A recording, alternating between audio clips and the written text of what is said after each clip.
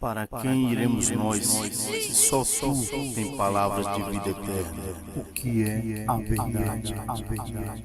Aonde está a verdade? Oi, paz esteja convosco. Eu sou o pastor J. Romildo. E você está no canal Sobre Esta Pedra. Espero que goste do conteúdo. Deixe seu like e se inscreva no canal. Obrigado pela sua atenção. Deus vos abençoe. Bem-aventurado és tu, Simão Bar-Jonas, porque tu não revelou a carne e o sangue, mas meu Pai, que está nos céus. Pois também eu te digo que tu és Pedro, e sobre esta pedra edificarei a minha igreja, e as portas do inferno não prevalecerão contra ela.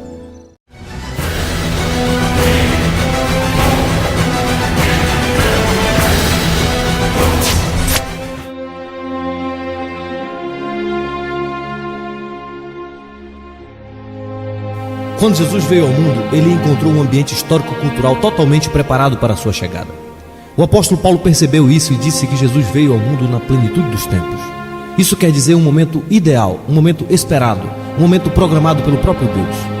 Deus preparou pelo menos 3 civilizações para a chegada do Messias: os gregos, os romanos e os judeus. Roma influenciou especialmente na questão política, os gregos na questão intelectual e os judeus na religiosidade. O primeiro século da era cristã é conhecido como período apostólico.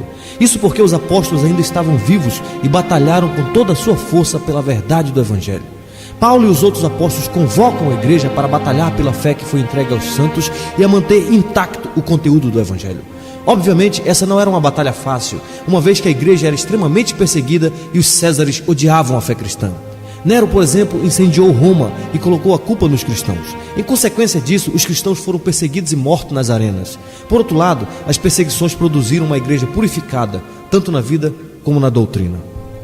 Durante o período que se seguiu à era apostólica, a igreja esteve sob a espada da perseguição romana. Um nobre exército de mártires partiu para a eternidade sob os rigores da espada, das feras e das ardentes fogueiras. Somente os que realmente eram convertidos se dispunham a pagar tamanho preço pela verdade do Evangelho. Mas mesmo assim, em meio a tantas perseguições, os cristãos aumentaram em número e alcançaram quase metade do Império Romano. Foi um período heróico para a igreja, uma vez que mesmo em meio a circunstâncias adversas, os cristãos viviam o Evangelho e testemunhavam a sua fé. Graças à bravura e à coragem dos pais da igreja, as heresias foram combatidas, o que possibilitou o surgimento da ortodoxia cristã. No entanto, algo aconteceu que mudou para sempre a ética e a teologia da Igreja Apostólica.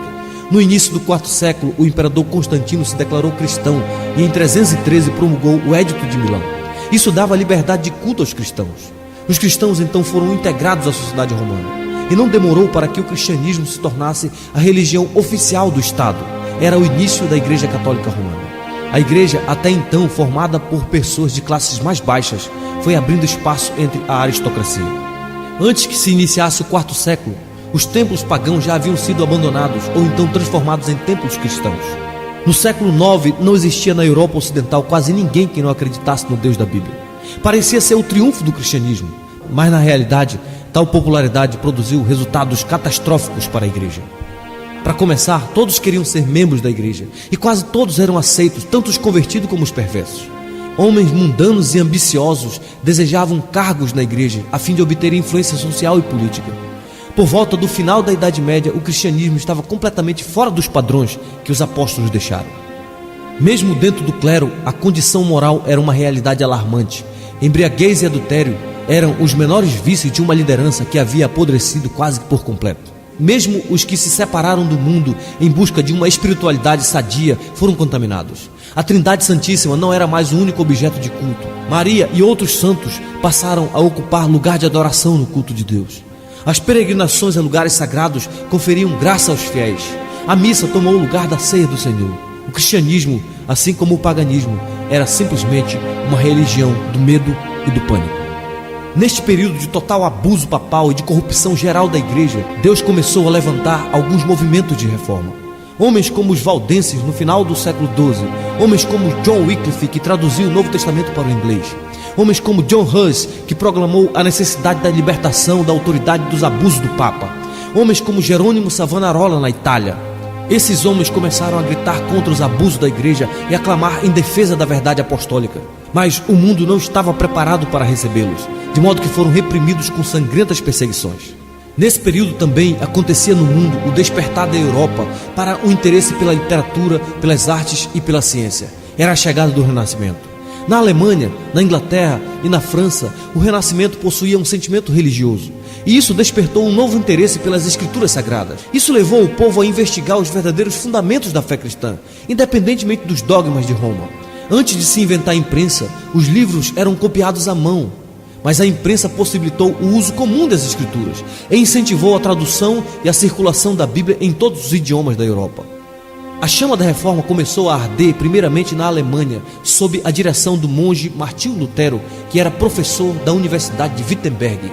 Lutero visitou a cidade de Roma e ficou escandalizado com o declínio moral dos líderes religiosos.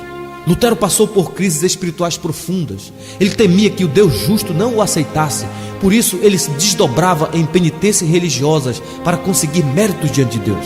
Como resultado do estudo sério da Bíblia, descobriu e entendeu a poderosa doutrina da justificação pela fé. Isso foi revolucionário para ele. Ele encontrou paz e descanso para sua alma na cruz de nosso Senhor Jesus Cristo e começou a pregar a sua descoberta na cidade de Wittenberg. O Papa Leão X, querendo arrecadar fundos para terminar as obras do Templo de São Pedro em Roma, permitiu que João Tetzel percorresse a Alemanha vendendo indulgência que garantia o perdão dos pecados. Lutero ficou extremamente indignado com tal pregação e começou a denunciar como falso o ensinamento de Tetzel. Na manhã do dia 31 de outubro de 1517, Lutero afixou as suas 95 teses na porta da Catedral de Wittenberg e com tal atitude estava deflagrado o grito da reforma. Seus ensinos foram condenados e no mês de junho de 1520, Lutero foi excomungado pelo Papa Leão X. No dia 17 de abril de 1521, Lutero compareceu à Dieta de Worms. Ali Lutero reafirmou a sua fé no Evangelho Apostólico. E quando foi obrigado a renunciar a seus ensinamentos, Lutero respondeu: é impossível retratar-me, a não ser que me provem que estou laborando em erro, pelo testemunho das Escrituras ou pela razão evidente. Não posso confiar nas decisões dos concílios e dos papas, pois é evidente que eles não somente têm errado, mas se têm contradito uns aos outros. Minha consciência está alicerçada na palavra de Deus e não é seguro nem honesto agir contra a consciência de alguém. Assim,